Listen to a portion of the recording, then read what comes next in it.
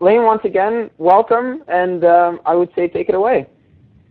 Well, thank you very much for the introduction, Mano. It's absolutely fantastic to be connecting with you from sunny central Vietnam. I'm in one of the largest cities in central Vietnam, Da Nang, and I was just recently actually in Amsterdam. I was with Menno a few weeks ago, and it was snowing, and here the sun is shining, so I can't complain in terms of geographic location. So yeah, well, it's wonderful to be able to have some kind of discussion and engage with lots of other great people in this space. I'd really like to have quite an interactive session as much as possible. I can talk a little bit about some of my experience. I set up a bunch of different small projects in different countries. My background is I'm half Spanish. I was born in Spain, and my mother's from Los Angeles, and I somehow ended up growing up in the middle of nowhere in the UK, in the fields, pretty much walking across the fields to my primary school. So my path to social entrepreneurship is quite bizarre in the sense that my background is actually classical music. I started playing the harpsichord and recorder at a very young age, and the English system have a very streamlined approach to how we study in-depth subjects at quite a young age. So I went to a specialist music school and had history cut out of my curriculum when I was 12, and lots of other pretty important subjects kind of sidelined so that I could get my 10,000 hours in on my musical instruments and go down that direction. And my first journey really into the world of social enterprise began when I was 18 and I moved from the countryside up to London. And it just so happened to be that our dorms were in a very, one of the poorest areas in southeast London. My music conservatory was 10 minutes away on the train in a very, very nice area. And I, going back and forth and seeing very many people who seemed very unhappy in the area I was living, then contrasting that with a very privileged part of London where my music conservatory was, it kind of made me start asking these questions as to what is going on here? Why are these people so unhappy? What are these challenges that they're facing? And that was my entry into this world, of which I didn't even know was social enterprise. And a couple of my buddies and I set up a music record label, and I wanted to try and engage a lot of the younger kids in this. We didn't have any idea about anything except music, no legal business background at all. And so that was kind of the start of my journey, which then eventually led me to study in the U.S., followed by then going down to Mexico, and where we started to set up a responsible tourism and microcredit social enterprise, which was called Investors, with one of my good colleagues. And being in Mexico, I saw a lot of challenges there that I just had no idea about. In terms of these rural development challenges and very distorted markets with remittances coming from the U.S., and I realized I needed to understand this a bit better. So I got a master's in international development in London, and then came out to Costa Rica and Vietnam to further see if we could develop this model. And so I've been now in Vietnam for about 2 years and have been quite engaged in the social entrepreneurship scene here. And I'm currently now working with the Dutch team in developing an inclusive, sustainable supply chain here in central Vietnam, where we create recycled, bottled beeswax candles. So we're sourcing the beeswax from very marginalized central areas in the southern central highlands, and working with a lot of beekeepers there, and then have a small workshop here where we hire some marginalized people and some people with disabilities to then create the product, which is then exported and also used somewhat locally with local hotel partnerships. So this is one of the first of a variety of potential sustainable supply chains. Others been some green packaging possibilities, and there's a lot that can be done in this space. So it's quite exciting. So that's kind of my background, but my experience here in terms of the social enterprise scene, what we certainly have seen here amongst the social enterprises is this challenge in the sense that although we're providing services and products that do create great social impact, it's always a challenge, even in business, to really excel in the market and make it fully sustainable. And the one thing that we have seen here with many different social enterprises is that purely selling on the social mission, the social side, is often in cases not strong enough positioning in the market. If the quality of the product and the quality of the service isn't good enough, it's going to be very hard, no matter how great the social impact is, for it to succeed. And what we have seen with quite a few successful social enterprises here is really being driven by the product and the service itself, rather than, this is such a great thing that we're doing, and this is our product that we're selling. So I think this is a big challenge also globally in the social enterprise scene, because ultimately many people are still very price conscientious, and I think this is something that we need to talk about a bit more, and that may be obvious to a lot of people, but I think is still a position that we're in the scene, and really need to push towards that. Secondly, the other thing that really does worry me is from having worked with a lot of these rural farmers in Mexico, Costa Rica, India, and Vietnam over the past just even six to 8 months. I've seen some very, very challenging and difficult issues related to climate change, and be that serious flooding in parts of India and Vietnam to very serious droughts in some of these fairly nearby places. And then we combine that with water scarcity issues with India, China, and the U.S. all draining aquifers at unsustainable rates. It really is starting to make me question the amount of time we have to fix some of these challenges. In terms of just what happened last year, in terms of very serious weather patterns, and what was happening in the Arctic Sea. The melting of that essentially happened something like it's estimated to happen about 70 years earlier than the 2007 Nobel Peace Prize winners from IPCC predicted. So things are happening much faster than I think a lot of people have realized, and this makes what we do in the social enterprise scene, I think, need to be massively scaled up in terms of what we're doing, because I don't think we have that much time for people to understand the importance and the shift in the way that we do business, in terms of how we actually want to solve some of the flaws in the capitalist model and kind of create social enterprise as the standard way of doing business. I think a lot of my fellow social entrepreneurs would love this scenario to be the way that we move forward. But in terms of a lot of these people that are going to be left behind in terms of climate change and future adaptation, it really it concerns me a lot. So a couple questions that I've really been thinking about is, aside from what are we actually doing, if we take a step back and think about what all of our daily actions are leading towards, and where does that actually lead us into the future?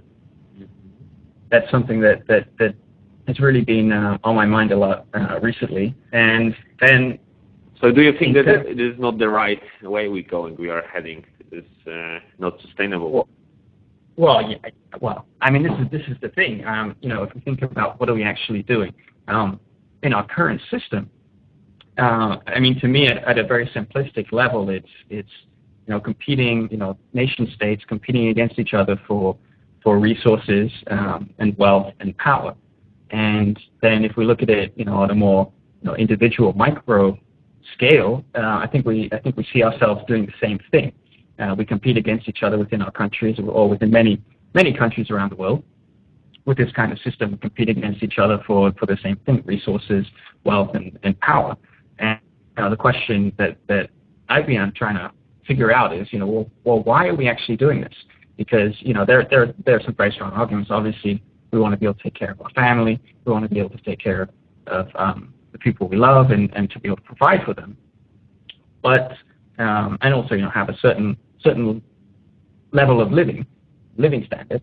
But at the same time, it all seems to get rather confusing when we talk about, well, we want to have the best future for our children. I want to provide the best education for my child, because if we look at where we're actually headed along this path, the future is quite concerning in terms of, we look at issues of energy, climate change especially. So this whole area of future sustainability, because agriculture is going to be so affected. Water scarcity is already a serious problem in many parts of the world. Then we have energy issues and population issues as well. And so this is the thing is where are we headed, and what can we do about it? And this is the thing is, if we can see where we're headed. That's a first step, but I think it can be very difficult to really get a gauge on where we're headed, because it's very difficult and very scary at times to really see this. And so I believe that everybody sees it, and it's good that I believe strongly that it's the time that we are realizing about that what we're heading in. Actually, we are making decisions is the right way to go. So, do you think that in the social business world, social entrepreneurship world, does competition exist, or the world is abundant and we basically should replicate, share, and innovate as much as possible? Yeah, well, I think the speed the speed with which a lot of these climate change issues is happening is very alarming, and I don't think we have a huge amount of time before we start having major disasters and we start realizing what kind of a serious situation we're into, because we're still very short-term thinkers. We have a very hard time thinking long-term, and climate change is very abstract. It's the house isn't on fire today, even though maybe the roof is on fire and we just can't see it, and it can spread very quickly. And so I think this is one of the challenges is understanding the seriousness of this, but also then coming up with some very practical solutions, exactly, and being proactive and positive about this. Because I think one of the big difficulties is that it is quite scary to really examine very deeply and to understand the implications and what this could potentially mean. But at the same time, I think there's a huge amount of potential. One of the things that I'm really looking into right now is how can we harness a huge number of disenchanted, disenfranchised youth across Europe, whether that be in Spain, Greece, Portugal, and now Cyprus. And I think that there are a lot of people who have been disenfranchised, left out of the system, who are frustrated, have a lot of anger that can be harnessed and channeled in a positive way. And I think, well, at least what I see from a lot of the farmers that I've been working with in some of these developing countries is that these are the people who are most at risk. If we've already left behind several billion people, well, we have plenty of resources, and we now seem to be entering a period of resources that are going to be far more scarce.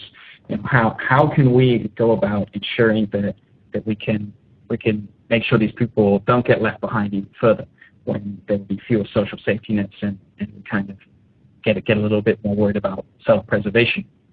So, Lain, you are, I completely agree with your point, and you're a person that really traveled a lot and set up, as Benno mentioned, a lot of social businesses. So, what would be your solution? Like, would you have a vision for a better world that you can share with us? Sure, yeah. So I think one of these steps, which is what I'm working on right now, is we need to create spaces for people to have these kinds of conversations, because I think a lot of people are starting to have these kinds of conversations, and people are looking for a space to really engage with these issues in a very serious way. And so, for me, one of the biggest challenges is that I see is there are so many things that work already very well around the world. Rainwater harvesting. So there are some very basic, no-brainer ideas that for some reason aren't really being scaled up to the billions of people that could really benefit from it. So I think this is one thing, and what I'm very keen to do is to create spaces where we can train people up and experiment with integrated farming, experiment with renewable energy sources, using biogas, using renewable energy, and creating these self-sustaining places in some of these developed countries, and creating almost kind of like an international core of youth who really care about the future of our planet, and who can then spread a lot of these technologies around. And then I think a second thing that would be very helpful that I still haven't come across after having researched this for quite some time is a knowledge sharing platform with a lot of indigenous technologies. That these people have some amazingly cheap and effective ways to do things, such as a natural pesticide that is used in the Philippines that a Filipino farmer told me about. They basically just take a very small strip of bamboo, Mm-hmm. and they insert that right next to a corn stalk, and the wind, when it blows, vibrates the bamboo, which then creates vibrations on the corn, not affecting its growth, but keeping pests off of it. So you have a completely oil-free pesticide, chemical-free pesticide, natural pesticide kind of tool. Connection with nature. Wonderful. Absolutely. Using the resources that we have in effective ways. And so, there are many similar kinds of examples. And I think, one thing is just spreading this knowledge, spreading these ways of doing things, connecting these communities and groups, and empowering young people who really want to use their energy in a positive way.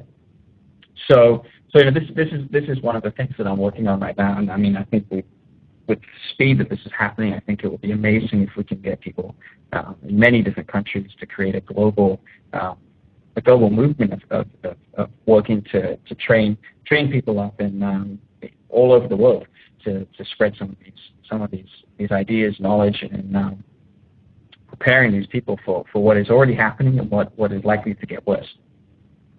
So Lain, if I may jump in, if I understand your story correctly, you're saying it's great what a lot of social entrepreneurs around the world are doing, including yourself in the past few years, but you've come to a realization that the issues that we're facing are a bit bigger, or actually a lot bigger than what a lot of us are focusing on.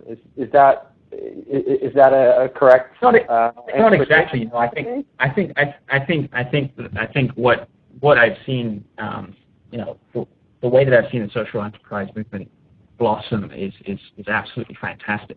But I think one of the key things, when we look at this problem, and I would dare to say that this is probably one of the biggest challenges that we face in terms of our future sustainability and climate change, because it will fundamentally affect all of our social constructs and systems that we've created and our ability to just even survive. And so I think, the question is who can lead the change that is serious enough to get us to the position where we're going to have a bright future? And, the question is, can government lead this? Based on what I've seen, international institutions, I would say that I don't think the incentives are aligned for government to lead this. We look at corporations. Can corporations lead it? Well, maybe in some cases, but I think this is where social enterprise can really play a huge role, and that is slowly. I think we're being able to educate people on the power that they actually have in terms of spending every single dollar. Being mindful of where every dollar goes, because if we are able to educate people in that there are alternative options, that we need to rethink about the ways that we're spending our money, this is what can potentially empower the people globally to push some of these corporations to behave in the way that we potentially need them to take the lead on some of these issues, and to play a key role in shaping our future. So that for me, this is a key thing that perhaps we need to really dedicate a lot more time to is educating people in every time they interact with social enterprise, and I think a lot of this has already been done. And so the question is how can we potentially do this more, and overcome some of the criticisms that the social enterprise. Some people have been criticizing social enterprise in terms of, is it really that successful? Do we really have a lot of success stories? And so I think that's a critical role that we can, as an industry movement group, really start pushing.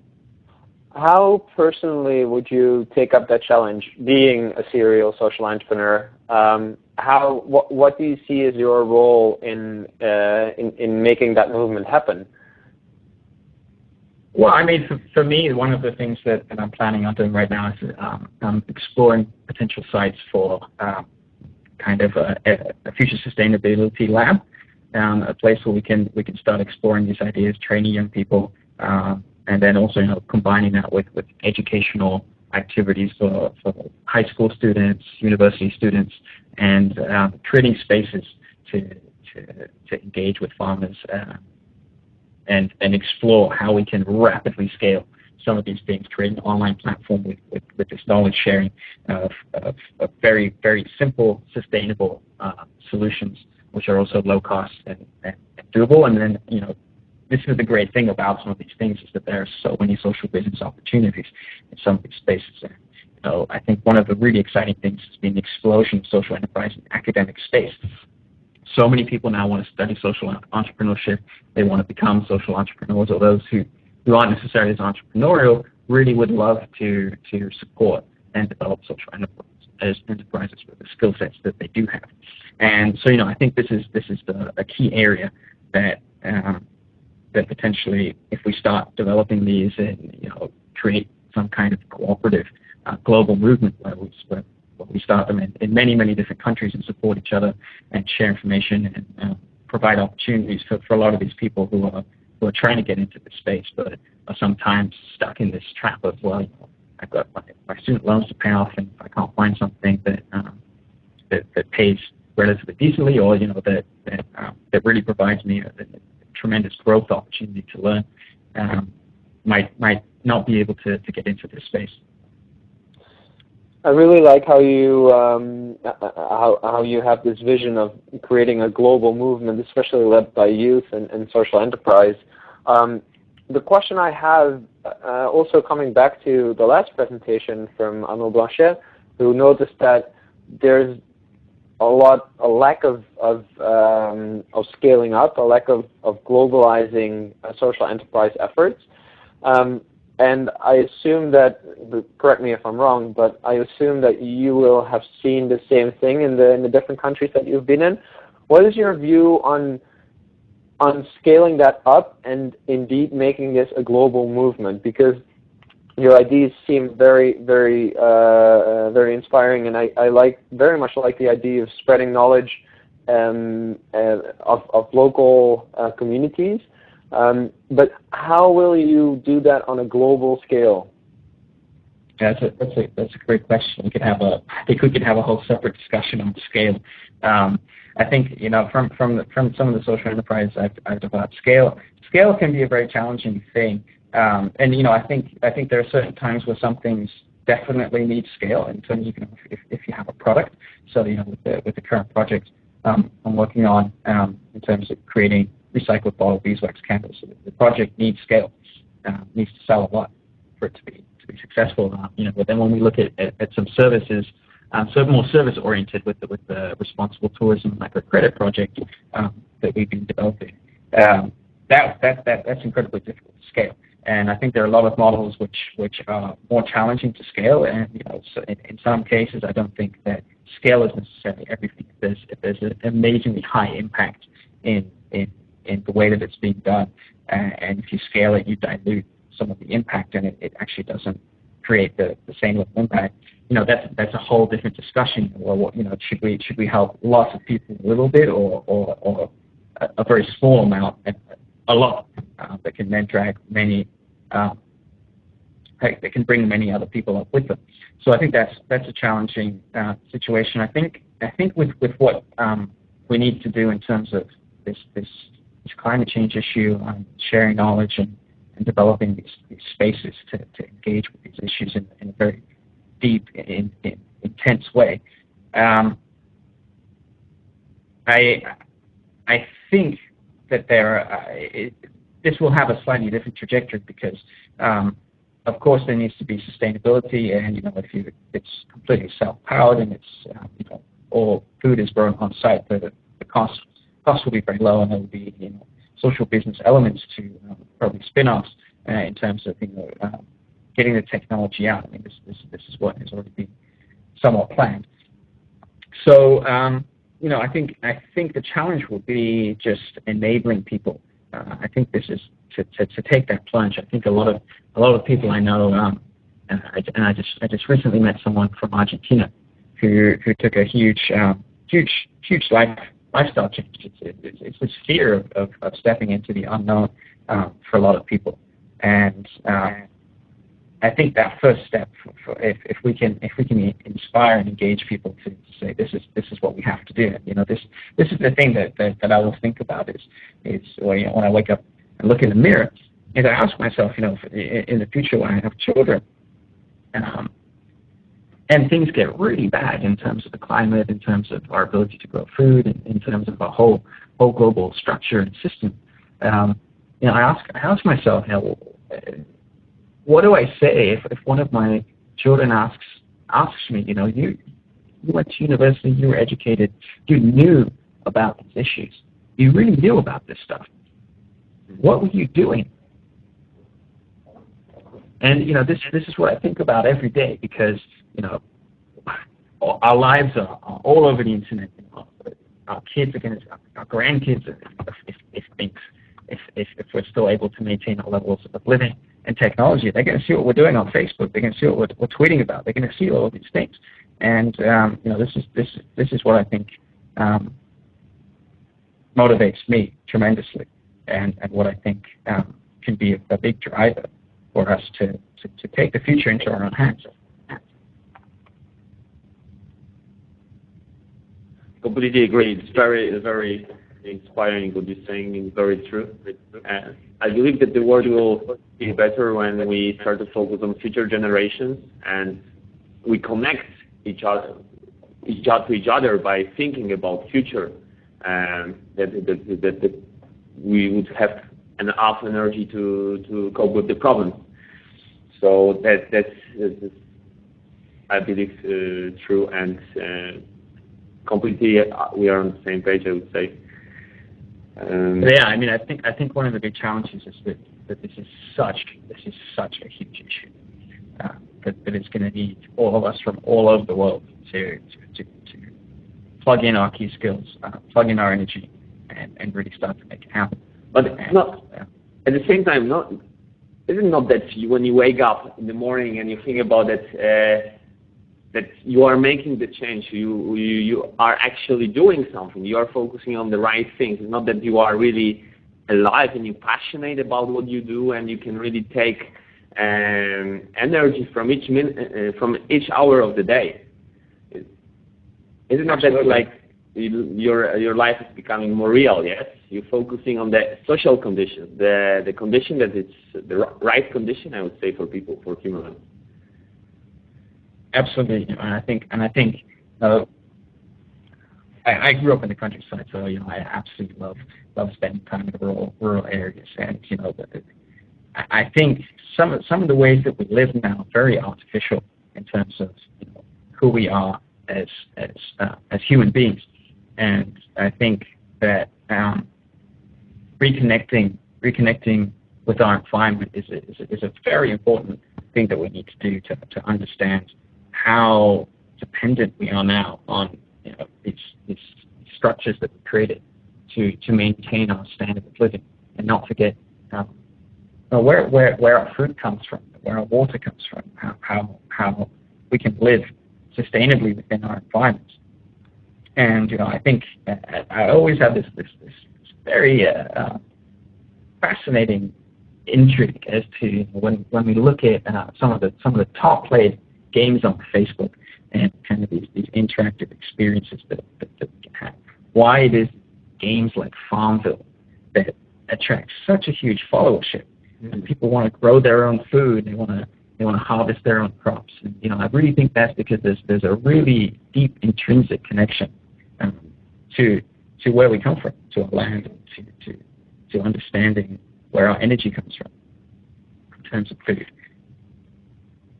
Lain, I have a question for you. What intrigues me personally a lot is how you, on the one hand side, you are working on a social enterprise that is a fantastic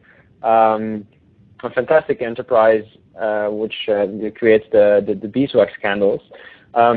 But compared to your realization of how big the issue is that we're facing with climate change, and how big the movement is that we need to make, it could seem trivial. How do you keep your personal motivation every day to work on things that may seem very little as compared to realizing how big the issues are that we're facing? Before answering, the reason I'm asking this is because my feeling is that, and this goes for me personally as well, is that a lot of people who want to do good for the world still kind of close their eyes to the biggest issues, because if they do realize and think about how big the issues are, they become disillusioned about what they do themselves because it seems so small. How do you reconcile those things? How do you continue keeping your motivation for the smaller things? That's a great question. That's a very good question. And for me, there's still a lot that I have to learn. And it's about spheres of influence, understanding what it is that you can do, and understanding where and what resources do you currently have to be able to develop the areas that you really want to engage with. For me personally, yes, we have this major macro issue. I still need to learn a tremendous amount about this, and I have done a lot of research and developing plans and preparing for some of these things that I want to do. In terms of some of these things that we engage with on a day-to-day basis, I think for me it's all about individuals and the people that I meet. So, for example, this afternoon I was speaking to an amazing woman, Ms. Holm, who's one of the bottle collectors for World's Opportunities, and we use these bottles. We recycle these bottles, essentially upscale them, upcycle them, and then use those for the candle holders. They get sandblasted with the logo, and they look pretty awesome. And I was talking with this woman, and finding out that there's, you find out the challenges that they're going through, and you really want to put your thinking cap on. How can we, what can we do to improve the livelihoods of these people? What are the challenges? What are the different dimensions? And for me, it's about the individual. That always inspires me when I meet these people and see some of the challenges there, and that keeps me motivated. In response to kind of your second part, when these issues are so huge and so you can sometimes feel that, well, what can I actually do? This is so complicated. This is so big. A lot of politicians are too scared to really take a stand on this and tell people the truth. A lot of businesses are just continuing business as usual, but basically we need to keep an insane amount of all existing carbon reserves that we found in the ground. Otherwise, we're headed for a very, very difficult future in terms of warming of the climate. So I think it comes back to having a strong community, to being able to talk about this, to keep each other motivated. And I think this is one of the challenges is that the community is somewhat fragmented, and all these people that are having these conversations haven't really been brought together to ignite and catalyze the energy that we all have at the level that we need.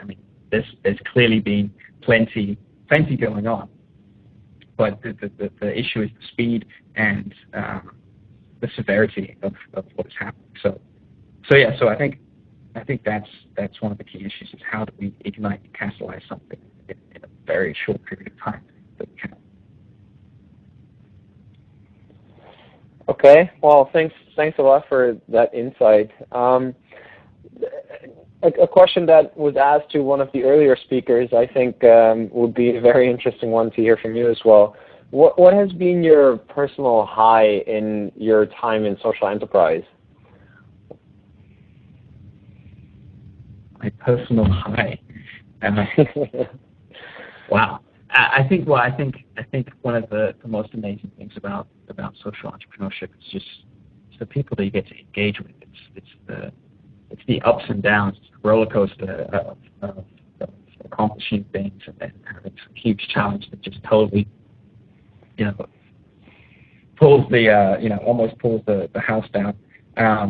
And these kinds of back and forth, and when you accomplish something that you as a team never really thought you could do, I think that for me is an absolute high, and then going on even beyond that. So I can't pinpoint a very specific point, but I think it's just. For me, it's a lifestyle. It's not. It's just the way we do things. And what we do every day. I don't see it as a job, as something that I do 9 to 5 or switch off. I can never switch off. It's always on, and I think for me that's energizing. That keeps me going. And of course there are very challenging times, and there are very difficult times too. And I think people need to understand that if they're thinking about going into the space. But overall, for me, it's just been an amazing experience and journey so far, and I'm very looking forward to seeing what happens globally within our community over the next couple of years, seeing where we can get to. Great. Well, I would say I wish you all the best also on behalf of the rest of the team with your future endeavors. Considering the rate of innovation and the rate of setting up companies and joining social enterprise that you've been going at, I'd be very interested in speaking with you in 20 years and see what you've been doing in the 20 years in between. And I especially wish you all the best with creating that movement and helping create that movement of global change, where we realize and work on the biggest issues that do face us, especially connected to climate change. Lain, once again, thanks a lot for being with us. Thanks also to Raphael for helping with the moderation and questions from the audience. Just a reminder to everyone for the upcoming presentations, if you do have additional questions, just click on the top left button, ask a question, and we will pass them on to the speakers. Raphael, if you want to close the session. Yeah, I'd just like to make one last point, and of course. And thank you for all of that. I think what's important here is that we need to understand where we're coming from. I'm not a policy expert. I'm not a scientist. We all have our key skills, and this has to be something that we all come together to do and to develop. And we've talked a lot, and we really need to start having some action now.